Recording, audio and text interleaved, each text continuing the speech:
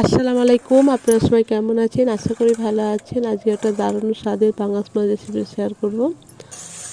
খুবই অল্প সময়ের মধ্যে রান্না হয়ে যাবে। একটু অন্য পদ্ধতিতে রান্না করেছি।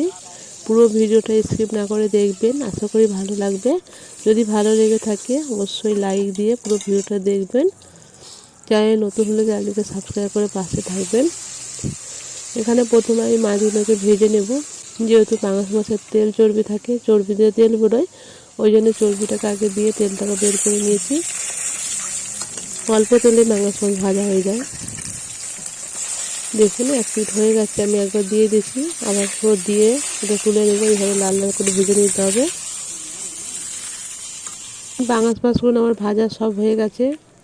এটাকে আমি তুলে নিয়েছি। এবার কড়াইতে আবারও তেল দিয়ে দিচ্ছি, সেই ভাজা তেল।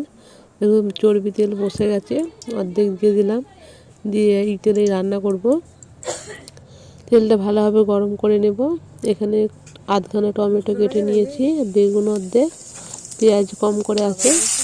এখানে গোটা জিরে ফোড়নে দিয়ে পেঁয়াজগুলো দিয়ে দিলাম। পেঁয়াজটাকে ভালো করে নাড়াচাড়া করে ভেজে নিতে হবে উল্টে পাল্টে। তারপর দুটো তিনটে তেজপাতাকে ছোটো ছোটো করে কেটে নিয়েছি। একটু পেঁয়াজ ভাজা হয়ে গেছে, দেখুন ভাজা হয়ে যাওয়ার পরে এখানে রসুন বাটা দিয়ে দেবো 4 চামচের হাফ চামচ শুধু রসুন বাটাই দিয়েছি। কাঁচা লঙ্কা 3টে চিড়ে দিয়েছি। টমেটো আধখানা দিলাম, বেগুন আধখানা দিয়ে ভালো করে মশলাটাকে, এই যে বেগুন টমেটোটাকে ভালো করে ভেজে নেব। দেখুন ভাজা হয়ে গেছে। এবার এখানে মশলা দিয়ে দেবো এক এক করে। প্রথমে লবণ দিয়ে দিয়েছি স্বাদ অনুসারে, লবণটা দিয়ে আবারও নাড়াচাড়া করে দেবো একটু। তারপর এখানে পরিমাণ মতন দেবো হলুদ গুঁড়ো, খুবই সামান্য দিতে হবে, একদম বেশি দেওয়া যাবে না। আর লঙ্কা গুঁড়ো ঝালটা কম বেশি আপনারা বাড়িয়ে কমে নিতে পারেন।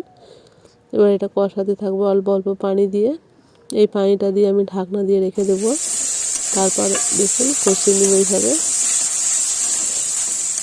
কিছুক্ষণ নাড়াচাড়া করে 2 মিনিটের মতো এটা কষিয়ে নিতে হবে।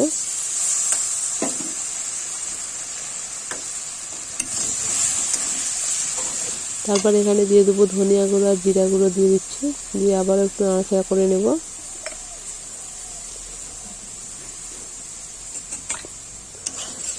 আমার কিন্তু এটা কষানো প্রায় হয়ে গেছে। এই পর্যায়ে তুলে নেব বেগুনগুলোকে। যেহেতু বেগুনগুলো কষানো হয়ে গেছে, এটা আমি তুলে রেখে দিচ্ছি, এটা পরে দেবো আমি। দেখুন সব বেগুনগুলো তুলে একটা বাটি রেখে দিয়েছি। এবার মশলাটাকে একটু নাড়াচাড়া করে একটু, তারপরে এখানে ভেজে রাখা মাছটা দিয়ে দেবো। মাছটা আর মশলার সঙ্গে পুরো কষিয়ে নিতে হবে।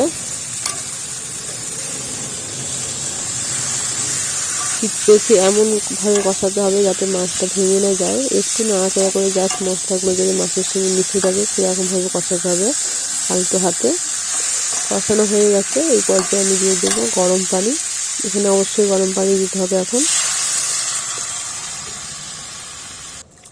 গরম পানি দিয়ে এটাকে ভালো করে নাড়াচাড়া করে দিচ্ছি। আর তুলে রাখা বেগুন, যেটা আমি বেগুনটা আগে থেকে তুলে রেখেছিলাম, সেটা এবার এর উপরে দিয়ে একটু ভালো করে নাড়াচাড়া করে ঢাকনা দিয়ে 5 মিনিট রান্না করে নেব, 5 থেকে 7 মিনিটের মতন, যাতে ঝোলটা একটু কমে যায় আর বেগুনটাও মাছটা ভালো করে একটু রান্না হয়ে যায়। দেখুন 5-7 মিনিট পরে ফিরে এসেছি। এখানে আমি ওপর দিয়ে গরম মশলা ছড়িয়ে দিয়েছি আর ঝোলটা অনেকটাই কমে গেছে। এটা একটু গায়ে গায়ে হবে, এরকম মাখো মাখো হবে, যাতে খেতে ভালো লাগে। এই পর্যায়ে কিন্তু এটা নামিয়ে নেব। গরম মশলা দিয়ে ঢাকনা দিয়ে দিচ্ছি আবারও। তারপরে এখন গ্যাস বন্ধ করে তারপরে নামিয়ে নিতে হবে। দেখুন একটা জায়গায় আমি তুলে নিয়েছি, দেখুন কত সুন্দর হয়েছে, কালারটাও কিন্তু দারুণ আর খেতেও কিন্তু দুর্দান্ত হয়েছে।